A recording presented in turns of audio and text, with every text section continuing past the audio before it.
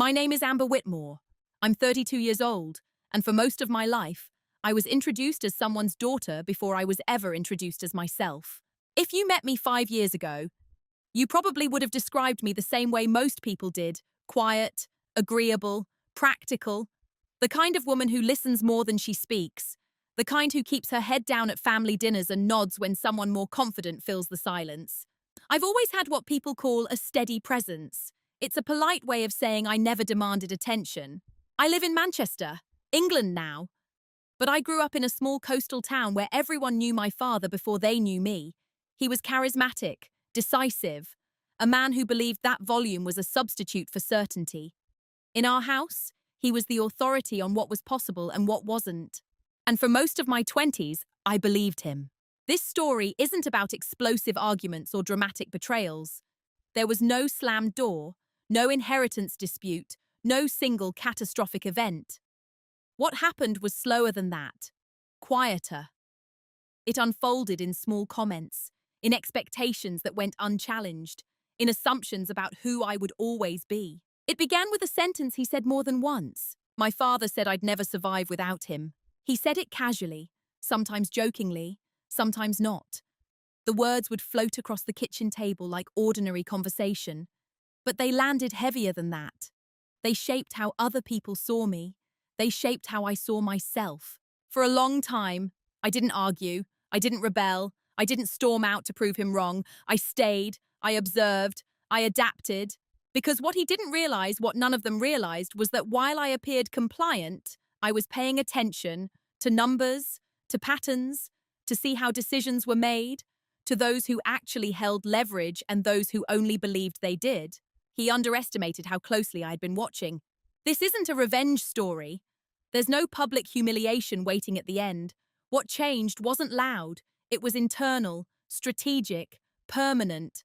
Over the course of this story, I'm going to tell you how invisibility can become protection, how silence can become preparation, and how the person everyone underestimates is sometimes the only one who truly understands what's happening. And maybe, as you listen, you'll recognize something familiar. Have you ever been underestimated so consistently that you almost started to believe it yourself? To my father, I was the practical one. It sounds like a compliment. It isn't. In our family, being practical meant you were useful, reliable, predictable. It meant you didn't make scenes, you didn't ask for more. You filled the gaps that other people created. My older brother, Daniel, was ambitious. My father used that word with pride, even when Daniel's ambitions collapsed into half-finished projects. My mother was supportive, which meant she absorbed whatever tension drifted through the house and smoothed it over before it reached boiling point. And me, I was the one who helped. At school, teachers described me as diligent. I submitted assignments early. I double-checked my maths. I never forgot deadlines. When I started working at my father's property management company at 23, it was framed as temporary, just until you figure out what you really want, he'd said. But what I really wanted was clarity. And clarity often lives in paperwork. The office was small, 5 desks, beige walls, a kettle that never quite stopped rattling. My job title was administrative assistant, which translated to answering phones, filing tenancy agreements, scheduling repairs, and chasing late payments. What no one noticed was that I read everything. Every lease agreement, every contractor invoice, every late fee waiver my father granted to tenants he liked and denied to those he didn't. I saw which properties consistently lost money. I saw where margins tightened. I saw which decisions were driven by ego rather than data. But when meetings happened, I wasn't invited to speak. I sat at the edge of the table with a notepad, recording decisions I could have predicted 15 minutes earlier. If I offered a suggestion gently, carefully, it was often met with a distracted nod or a change of subject. Let's not overcomplicate it. Amber! That sentence followed me like a shadow. At family dinners, the dynamic was similar. My father would recount business updates as if narrating a victory. Daniel would chime in with grand ideas about expansion, none of which required spreadsheets or risk assessments in his imagination. I would clear plates and refill glasses. If I corrected a number, it was framed as fussing. If I stayed quiet, It was proof that I had nothing to add. There's a strange thing that happens when you're consistently positioned as background. You begin to internalize the lighting. You assume that maybe you do belong in a softer focus. I wasn't unhappy. Exactly.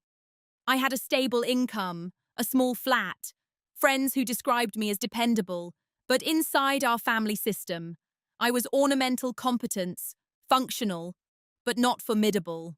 My father liked to tell people, half smiling, Amber would be lost without me. She's book smart, but the real world is different. They'd laugh. I would smile too. Not because I agreed, but because at that point in my life, disagreeing felt unnecessary. I wasn't trying to win anything. I wasn't trying to dominate. I was simply collecting information. What they saw was a daughter who stayed close to home because she lacked the courage to leave. What I knew was more complicated. I stayed because proximity reveals weaknesses. And I was very, very patient. The first time it truly registered wasn't loud. It was a Tuesday afternoon in late October. Rain pressed against the office windows in that steady, grey Manchester way, persistent but unremarkable. I was reconciling contractor payments when I noticed something small but consistent. We were overpaying one particular maintenance company by nearly 8% on recurring invoices. Not enough to trigger panic, enough to matter over time. I ran the numbers twice, then a third time. I highlighted the discrepancies in my notebook and walked into my father's office. He was on the phone, leaning back in his chair, laughing at something a tenant had said. When he saw me in the doorway, he held up one finger. Wait. I waited. When he hung up, I explained calmly. I showed him the pattern. I explained how renegotiating that contract or even requesting clarification could save us several £1,000s annually. He skimmed the page for less than 10 seconds. You worry too much, he said. They've worked with us for years. Loyalty matters. I understand, I replied carefully. But the numbers, Amber? His tone shifted, not angry, just dismissive. This is why you'd struggle on your own. Business isn't just maths, it's relationships. You can't survive without someone who understands that. There it was again. That phrase, reshaped but intact. I felt something small and sharp under my ribs. Not outrage, not humiliation, just adjustment. I nodded, of course, and I walked back to my desk. From the outside, nothing happened, no argument, no raised voices. He didn't insult me, he didn't belittle me in front of others. In fact, 15 minutes later, he asked me to draft a polite email to another tenant as if nothing had occurred. But something had... It was the first time I realized that my competence wasn't being evaluated, it was being filtered. My insights weren't wrong. They were inconvenient to his self-image. Later that week, Daniel dropped by the office. He had a new idea: turn one of the smaller properties into short-term holiday rentals. No market research, no cost analysis, just enthusiasm. My father loved it. That's initiative, he said, clapping Daniel on the shoulder. I didn't mention that occupancy rates in our area had declined. I didn't mention the regulatory changes quietly being discussed by the council. I didn't mention that converting the property would require upfront costs we hadn't projected. I simply wrote down the decision. That night, I went home and updated my notebook. Not emotionally, just factually. Date, topic, proposal, outcome. It wasn't about proving anyone wrong, it was about tracking patterns. Because the more I paid attention, the clearer something became. My father respected confidence more than accuracy. He admired boldness more than preparation. And he interpreted my restraint as incapacity. The subtle disrespect wasn't public enough for others to notice. If I told a friend, they would have said, he's just old-fashioned, or he means well. And maybe he did. But meaning well and being right are different things. That Tuesday didn't change my behavior. I still answered calls, still filed documents, still smiled at clients. What changed was internal. For the first time, I stopped trying to be understood, and I started studying instead. After a while, dismissal stops feeling sharp. It becomes background noise. The overpayment issue wasn't corrected. Months later, when cash flow tightened unexpectedly, my father blamed market fluctuations. I didn't remind him about the 8%. I simply adjusted the projections in silence. Daniel's holiday rental experiment went ahead. I handled the paperwork. updated the listings, and coordinated cleaners. When occupancy fell below expectations, it was blamed on seasonal unpredictability.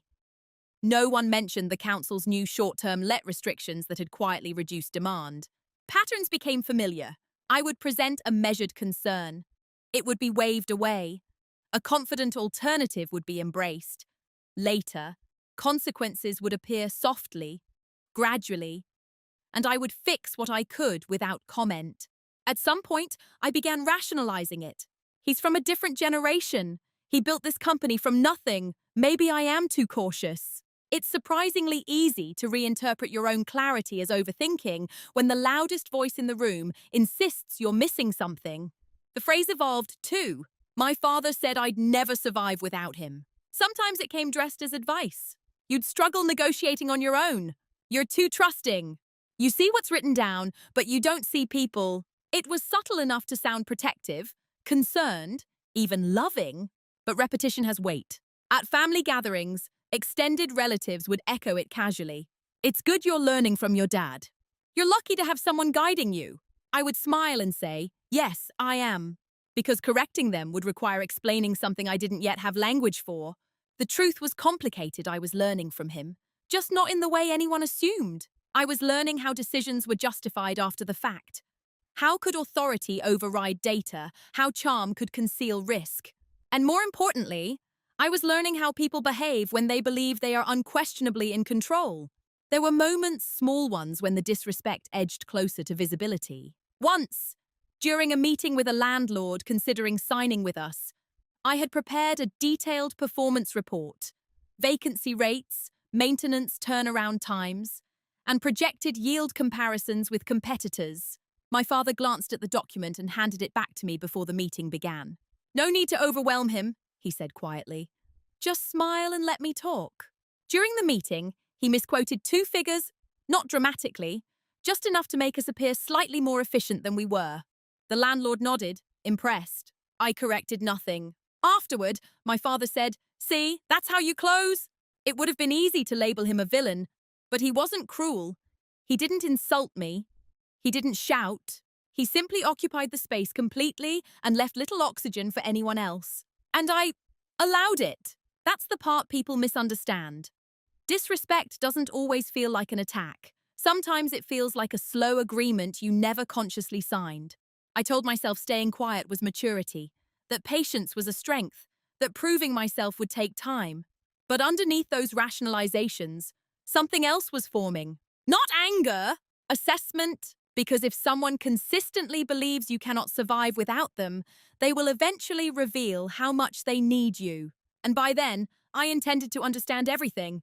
There's a moment quiet, almost invisible, when you realize you've been cast in a role you never auditioned for. For me, it wasn't dramatic. It happened on a Thursday evening, long after the office had emptied. The fluorescent lights hummed overhead, and I was alone at my desk reconciling late payments. I looked around the room and saw something clearly for the first time. I wasn't being overlooked by accident. I was being positioned, reliable, available, non-threatening, the one who stays late, the one who absorbs extra tasks without complaint, the one who handles the details while others drive the vision. At family dinners, the role was identical. I set the table. I listened.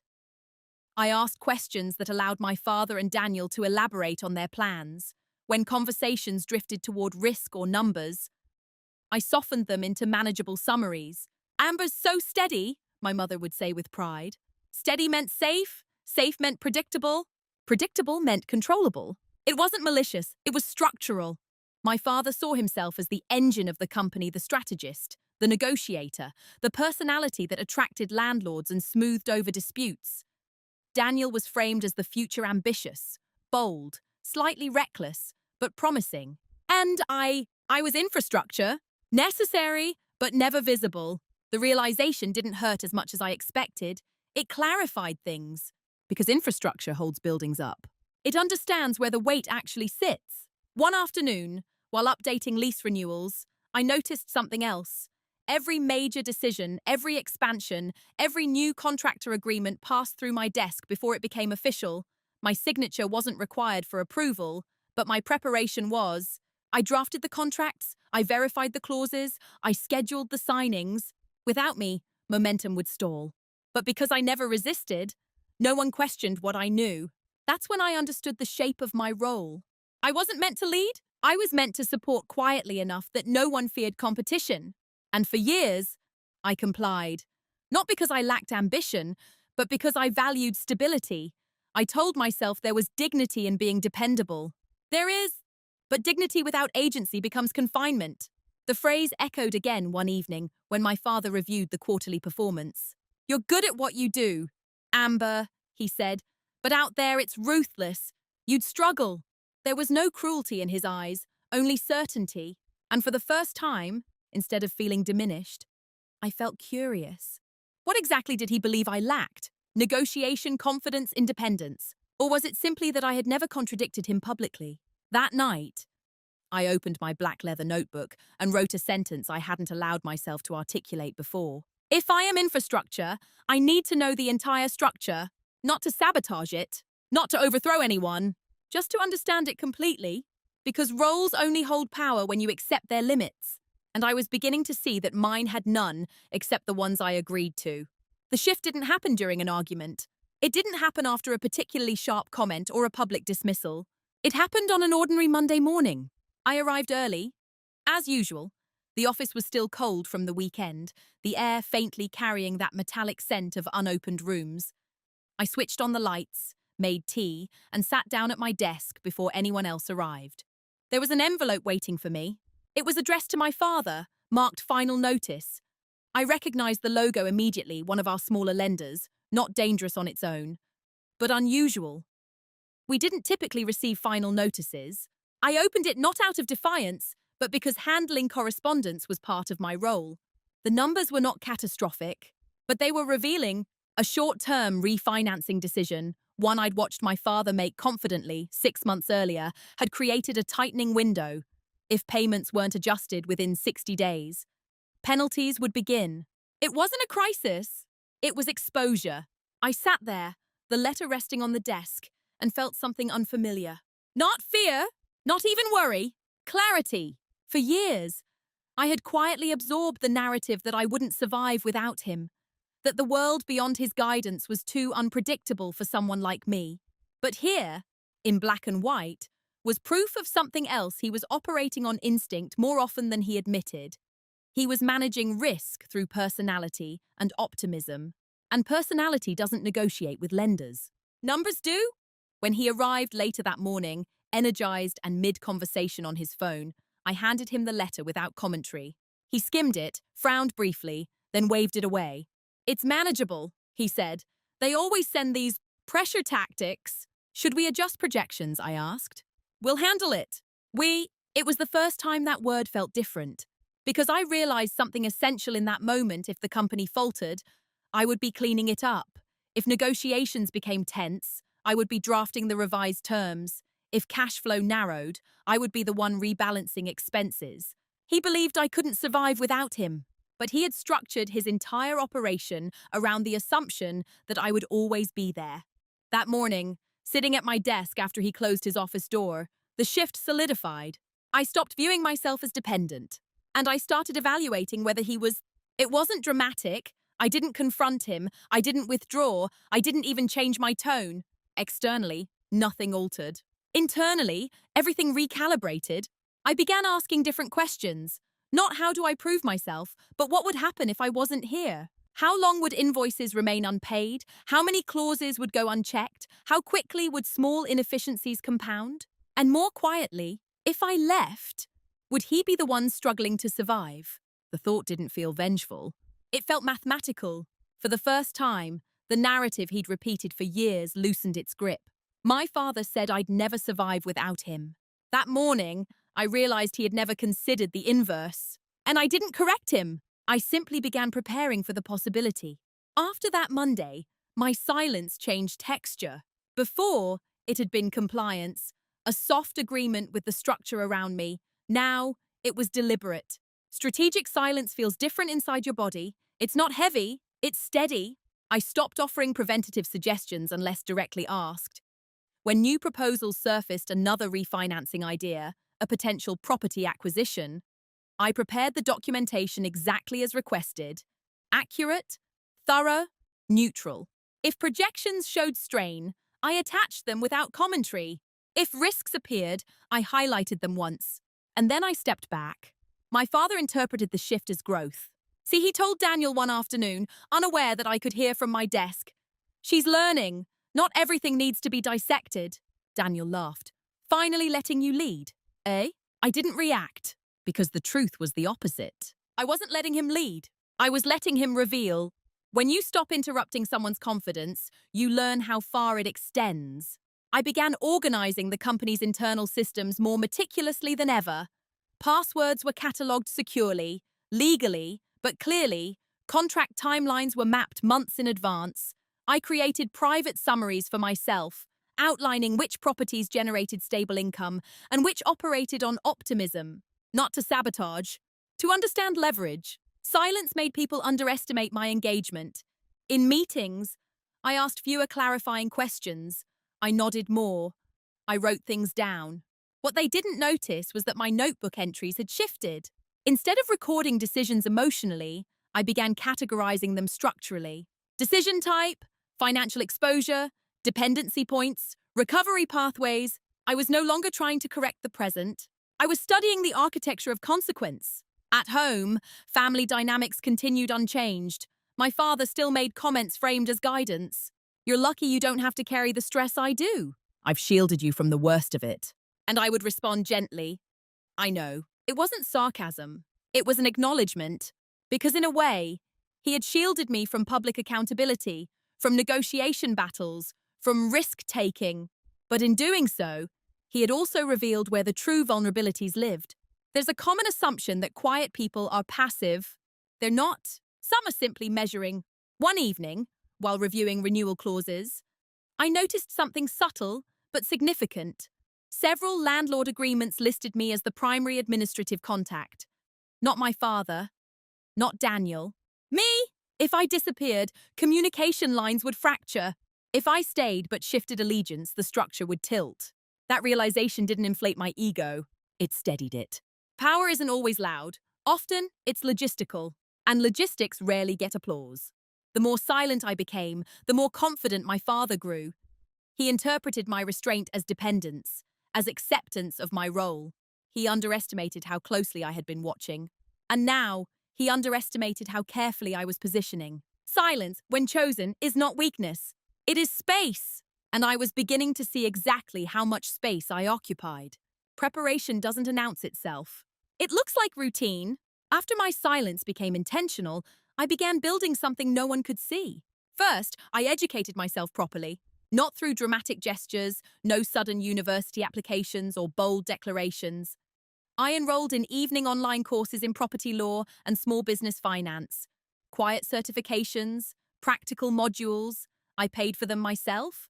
If anyone asked why I seemed busy at night, I said I was organizing paperwork, which wasn't untrue.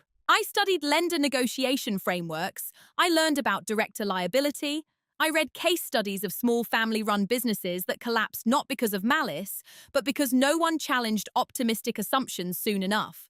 The more I learned, the calmer I became, because the gap between perception and reality was measurable. Second, I began documenting processes, not just recording decisions, but mapping how everything functioned, who had access to which accounts, which vendors responded fastest to pressure, which landlords trusted me directly rather than the company name, which repair contractors extended informal credit because of personal rapport. I wasn't stealing information. It was all part of my job. The difference was intention. Before, I gathered data to support the company. Now, I gathered understanding to ensure I can operate independently of it. At the office, nothing looked different. I still answered calls with the same measured tone. I still brought tea into meetings when my father's voice grew hoarse from talking. But in subtle ways, I adjusted positioning. When landlords emailed me directly with concerns, I responded thoroughly, calmly, professionally. I built quiet trust that had nothing to do with my surname. When contractors called about delayed payments, I explained timelines transparently instead of deflecting. I became reliable in ways that weren't loud but were remembered. Trust accumulates like interest. Daniel remained absorbed in expansion ideas. My father remained confident that experience outweighed caution. They saw me at my desk. They didn't see me building competence that no longer depended on their approval. One evening, after everyone had left, I stayed behind to review the company's incorporation documents. I wasn't looking for a scandal. I was looking for structure, ownership percentages, signing authority, liability distribution. The architecture was simpler than I expected. My father held the majority control. Daniel had a minority share. I had none. That didn't surprise me. What did surprise me was how much operational control was informally centralized around me without formal acknowledgement. If I stopped showing up, the systems wouldn't collapse immediately. They would stall. Gradually, invoices would queue, communication threads would fragment, deadlines would slip. Not because anyone was incompetent, but because no one else had ever needed to know everything. I closed the office that night and stood outside for a moment in the cold air. Manchester's streets were wet, reflecting streetlights in long silver streaks.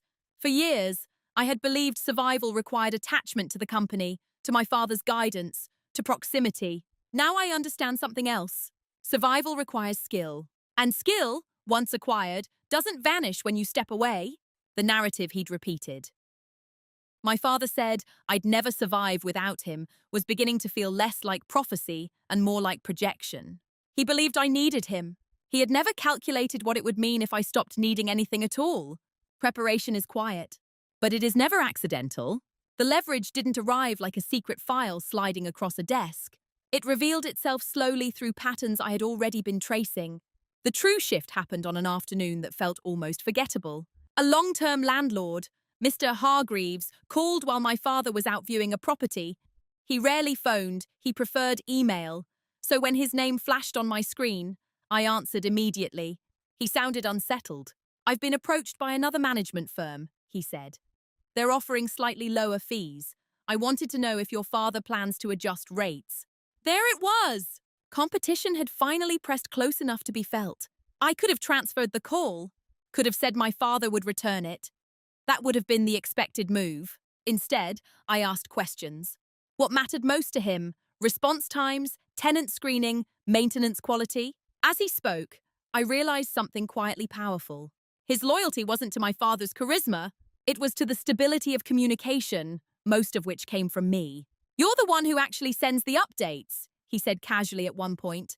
"I rarely hear from your dad unless there's a problem." I made no dramatic promises. I didn't undercut fees. I simply explained, calmly, the tangible value he was receiving: accurate reporting, consistent occupancy management, transparent repair documentation. By the end of the call, he said, "I'm comfortable staying." When I hung up, I didn't feel triumphant. I felt certain. That conversation clarified something I had sensed but never confirmed. My influence wasn't theoretical, it was relational. Over the next few weeks, similar interactions occurred. Small things: a contractor who preferred confirming schedules through me, a tenant who requested that Amber handle it, a landlord who addressed renewal questions directly to my inbox. None of it was dramatic. All of it was structural. The company's reputation, in practice, flowed through my consistency. One evening, I reviewed our client list privately, not to poach or scheme, but to assess dependency lines. If I removed my labor from the system, how many relationships would wobble? More than I had expected. That was the private reveal. Not that I could destroy the company, but I didn't need to. If I ever chose to step away, I wouldn't be stepping into emptiness. I would be stepping into competence already recognized quietly, organically. He underestimated how closely I had been watching. But more importantly, he underestimated how closely others had been watching me. The leverage wasn't a secret clause or a legal loophole. It was credibility, earned over years of invisible labor. And credibility travels. That realization didn't ignite revenge. It dissolved fear. For so long, the narrative had been binary: stay protected or leave and struggle. Now I saw a third option: leave prepared. That evening, sitting alone in my flat, I opened my notebook and wrote a single sentence. I am not dependent. I am positioned. I closed the book gently. There was no celebration, only clarity. Clarity is quiet. It doesn't demand action immediately. It waits to see what you'll do with it. For weeks after the call with Mr. Hargreaves, I continued exactly as before. I arrived early, I answered emails, I balanced accounts. From the outside, nothing shifted. Inside, everything was different. Because once you understand that you're positioned, not trapped, the question changes. It's no longer can I survive? It becomes what do I want? I gave myself time before answering that. Option 1 was the simplest stay. Remain the invisible infrastructure. Let my father continue believing I required his oversight. Gradually inherited more responsibility as he aged. Eventually, assume control, quietly, without confrontation. It was safe, predictable, but it required accepting that my identity would always be framed in relation to his. Option 2 was partial separation. Request formal recognition, equity, a defined leadership role, a renegotiation of power within the company. It sounded reasonable, mature, direct, but I knew my father well enough to understand what that conversation would trigger. Not rage worse, defensive pride. He would interpret it as ingratitude, and I had no interest in fighting for validation from someone who had already decided who I was. Option 3 was irreversible. Leave. Not in anger, not impulsively, but completely. Build something independent. Carry my competence elsewhere. Allow the system that depended on my invisibility to feel my absence. That option required something I had avoided for years. Finality. If I left, I couldn't return to the same dynamic. The illusion would fracture permanently. The narrative of you'd never manage alone would either collapse or prove itself. There would be no middle ground. I walked home one evening through cold wind, letting the weight of that choice settle. Manchester's streets were busy, people moving with private urgency. No one knew the decision forming quietly in my chest. I wasn't afraid of failing. I was aware of consequence. Leaving would impact more than just me. My mother would worry. Daniel would struggle with operational gaps he didn't yet see. My father would feel something he hadn't anticipated. Loss of control. But here's the truth I couldn't ignore. Staying to protect someone else's comfort is not loyalty. It's self-erasure. That night, I sat at my kitchen table with my notebook open. I listed what I had. Professional certifications, operational expertise, direct landlord relationships, savings modest, but stable. Reputation is built on consistency. Then I wrote what I lacked. Nothing essential. The decision didn't come with adrenaline. It came with stillness. I chose the irreversible option, not because I wanted to punish him, but because I refused to live inside a prophecy that was never mine. My father said I'd never survive without him. I was ready to test the inverse without asking his permission. And once that choice crystallized, every action that followed became deliberate. There would be no dramatic exit, only movement. Quiet, precise, final. Once the decision was made, emotion stepped aside. What replaced it was a sequence. Leaving a family business isn't dramatic when done properly. It's procedural. First, I reviewed my contract. There was no non-compete clause, only a standard confidentiality agreement, which I fully intended to honor. I would not take internal documents. I would not solicit clients directly while employed. I would not blur legal lines. If I left, it would be clean. Second, I met with an independent solicitor. I framed it cautiously, hypothetically. What steps should someone in my position take before resigning from a family-run company? What risks existed? What protections should be in place? The advice was practical: secure personal finances, formalize references, avoid emotional confrontations, and document everything. I did exactly that. I separated my personal savings into a dedicated business account. I registered a limited company under my own name quietly, online, late one evening, not to operate immediately, just to establish structure. The name was simple, professional, neutral. No dramatic branding, no grand ambition, just capacity. At work, I continued performing as usual, but I began organizing transition documents not labeled as such, process guides, vendor lists, calendar summaries. If someone stepped into my role, they wouldn't inherit chaos. I wasn't trying to sabotage. I was preparing to withdraw without collapse. There's a particular kind of strength in leaving things functional behind you. Over the next month, I reconnected with a few landlords, not to recruit, not to persuade, simply to check in, to ensure relationships were genuine, not circumstantial. Their responses confirmed what I already knew. They trusted me, but trust is not ownership, and I would not weaponize it. He underestimated how closely I had been watching. But I also understood something else. The only dominance worth having is clean. One Friday afternoon, my father mentioned expanding into a neighboring district. Daniel nodded enthusiastically. I listened, calm, aware that I would not be present for that chapter. It felt surreal, not painful, just distant. I selected a resignation date 3 months ahead. Enough time to ensure a smooth transition. Enough time to remove any accusation of impulsivity. I drafted the letter carefully. No blame, no correction of past narratives, no emotional undertones. Just gratitude for the experience and notice of departure. I didn't print it immediately. Instead, I placed it inside my notebook. For 2 weeks, it stayed there. I moved through the office, observing everything with a different lens. The hum of the printer, the rhythm of incoming calls, the familiar cadence of my father's voice negotiating over speakerphone.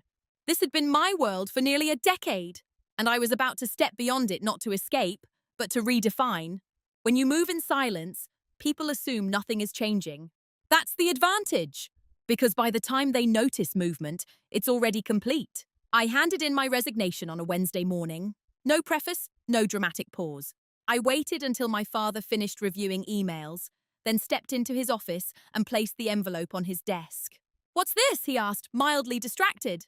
"My notice," I said evenly. He smiled at first, as if expecting a joke. Then he opened it. Silence stretched, not heavy, just unfamiliar. "You're leaving?" he asked finally. "Yes. 3 months' notice. I'll prepare full transition documentation." He leaned back in his chair, studying me in a way he hadn't in years. Not dismissively, not confidently. Evaluating for what he asked. To start my own firm, the words were simple, controlled, true. There was no explosion, no accusation. Instead, there was disbelief. "Amber," he said carefully, "you don't understand how difficult it is out there." I held his gaze, calm. "I do." It was the first time I had ever contradicted him without cushioning it. He didn't argue immediately. He pivoted. "This company gives you stability. I'm grateful for that. And you think you can replicate it." "I don't need to replicate it," I replied. "I need to build my own." The conversation ended without resolution. He folded the letter, set it down, and said we'd discuss it later. But something subtle had already shifted.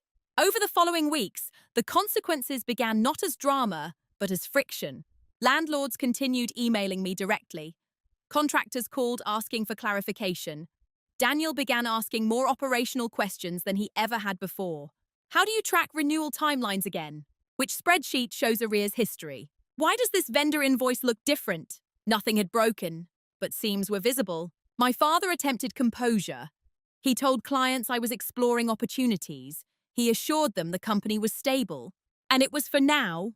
But stability built on invisible labor feels different once that labor has an expiration date. At home, my mother's worry surfaced quietly. "Are you sure?" she asked one evening. "Your father's built something solid." "I know," I said gently. "And I learned from it." That was the part no one could argue with. I wasn't rejecting the foundation. I was proving I had absorbed it. In the office, I trained Daniel on systems he'd never needed to understand. I documented processes thoroughly and answered every question without resentment. If they expected anger, they didn't get it. If they expected hesitation, they didn't see it. What they began to feel instead was absence before I was even gone. Decisions slowed. Meetings ran longer. Details slipped through cracks that had once been sealed automatically. No one accused me. No one thanked me either. But I saw it in the pauses, in the extra calls, in the subtle edge entering my father's voice when small issues escalated faster than usual. The prophecy had begun to reverse itself. Not loudly, not cruelly, just structurally. My father said I'd never survive without him. Now, for the first time, he was quietly confronting a different question. Would the system he built survive without me? By the second month of my notice period, the tone had changed. Not publicly, but in the spaces between sentences. My father began staying later at the office. I could hear him pacing during phone calls that used to end with easy laughter. Daniel's confidence softened into careful questions. "How did you usually handle disputes with this tenant? Which clause covers early termination again?" I answered everything. Clearly, Thoroughly, without commentary. What unsettled them wasn't hostility. It was finality. At one point, my father asked if we could revisit my decision. "You don't have to rush this," he said, standing by my desk instead of summoning me to his office. "You've got security here." "I'm not rushing," I replied gently. "I've been preparing for a while." That was the first time I allowed him to see that this wasn't impulsive. His expression shifted, subtle but unmistakable. Preparation implies intention. Intention implies autonomy. Over the following weeks, small cracks widened. A landlord requested clarification on maintenance documentation and specifically asked for me. When informed I'd be leaving, he paused long enough on the phone that even Daniel noticed. "That's inconvenient," Daniel muttered after hanging up. Another contractor hesitated to extend flexible payment terms without my confirmation. "She usually handles this," he said. It wasn't a rebellion. It was a habit. But habits form around reliability. One afternoon, I overheard my father correcting a figure in a meeting and getting it wrong, not dramatically, just slightly off. For years, I would have intervened quietly. This time, I let the silence sit. Not to embarrass him, but because I no longer carried the responsibility of shielding every miscalculation. The most revealing moment came late one evening, when only the two of us remained. He stood by the window, looking out at the wet pavement below. "You think I don't see what you've done here?" he asked. Without turning around, I waited. "You've made yourself indispensable." It wasn't an accusation. It was a realization. I chose my words carefully. I didn't make myself indispensable. I did my job. He turned then, and for the first time, there was no certainty in his expression. "Why didn't you say something?" he asked quietly. "If you wanted more. Because wanting more from someone who believes you need them is a negotiation you cannot win. But I didn't say that. I needed to know I could do it alone," I replied instead. The truth was simpler than he expected. This wasn't about revenge. It was about identity. And by the time he understood the scale of my competence, it was too late to reposition me inside the old role.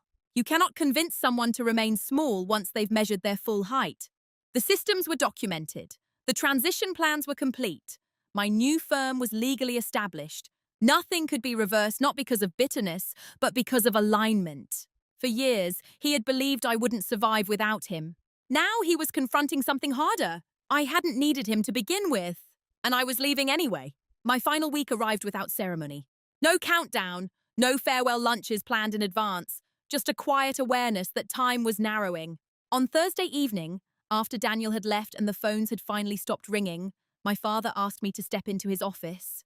He closed the door, not sharply, just deliberately. For a moment, neither of us spoke. The room looked the same as it always had, framed property certificates on the wall, the heavy oak desk he'd insisted on buying years ago, paperwork stacked in imperfect towers. "You've always been steady," he began. It wasn't defensive. It wasn't proud. It sounded reflective. "I thought that meant you were safe here," he continued. "I thought staying meant you agreed." There it was, the misunderstanding, stripped of ego. "I stayed because I was learning," I said calmly. His eyes searched my face, as if recalibrating a map he'd relied on for years. "I told people you wouldn't manage without me," he admitted quietly. "I know." There was no accusation in my voice, just a fact. He exhaled slowly. "I thought I was protecting you." "I don't doubt that." That was the truth. He had never set out to diminish me. He had simply mistaken proximity for dependence. For a moment, the room held something fragile. Not regret exactly, but recognition. "You could have challenged me," he said. "I didn't need to," I replied. That answer landed heavier than anger would have. "Because confrontation without heat leaves no distraction." "I underestimated you," he said finally. He underestimated how closely I had been watching, but I didn't repeat the sentence aloud. I didn't need to. "Instead," I said, "you taught me more than you realize." That seemed to steady him. "This company," he hesitated, then continued, "it's different because of you. Not sentimental, not dramatic, just accurate." I nodded once. "I hope it continues to succeed." And I meant it. We didn't embrace. We didn't unravel into apology or tears. That isn't who we were. What passed between us was simpler acknowledgement. The narrative had shifted not through argument, but through outcome. My father said I'd never survive without him. Now he knew that wasn't true. But more importantly, I knew it. When I left the office that evening, There was no triumph, no sense of victory, just quiet closure. Confrontation doesn't always require raised voices. Sometimes it's two people sitting across from each other, finally seeing clearly, and choosing not to pretend anymore. It has been 18 months since I left. I work from a smaller office now, white walls, minimal furniture, large windows that let in more light than the old space ever did. My company manages fewer properties than my father's, but every client relationship is deliberate, structured, transparent. I don't chase expansion. I prioritize stability. The first year wasn't effortless. There were weeks when inquiries slowed and I had to sit with uncertainty. There were negotiations where I felt the weight of responsibility entirely on my own shoulders. But here's what I discovered. Uncertainty feels different when it's chosen. When something goes wrong now, there's no narrative hovering over me, no internal voice repeating that I can't survive without someone else steering. There's just problem solving. I've negotiated contracts directly with lenders. I've declined clients who didn't align with my standards. I've built systems from scratch leaner, more efficient, informed by everything I once observed quietly. The skills were never missing. They were waiting for autonomy. My relationship with my father has shifted, too. We speak. We meet occasionally for coffee. Conversations are less instructional now, more measured.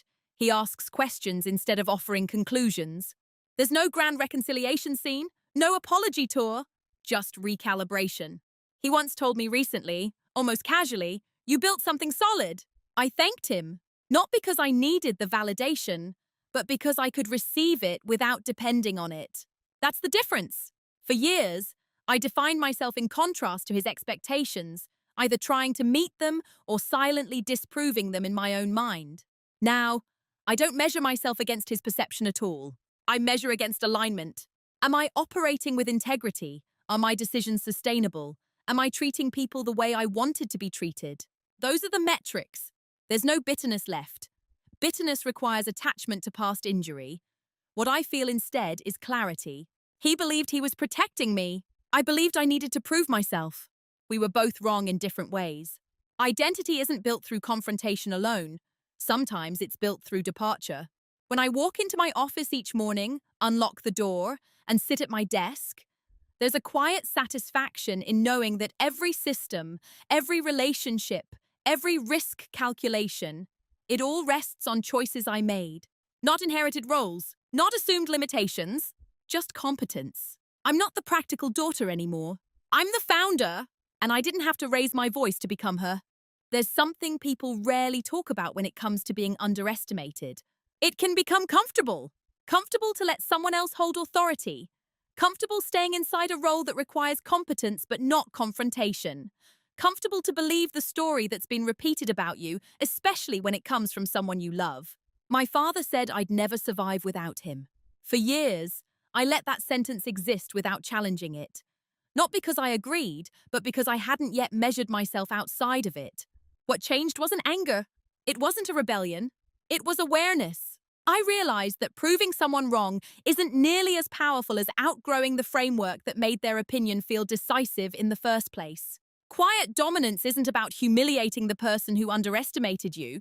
It's about building something so stable that their doubt becomes irrelevant. I didn't destroy my father's company. I didn't expose his flaws. I didn't demand recognition. I simply left prepared. And in doing so, I learned something that matters far beyond business. Dependence is often a story reinforced by proximity. When you step back, when you develop skill, structure, and self-trust, the narrative loses its grip.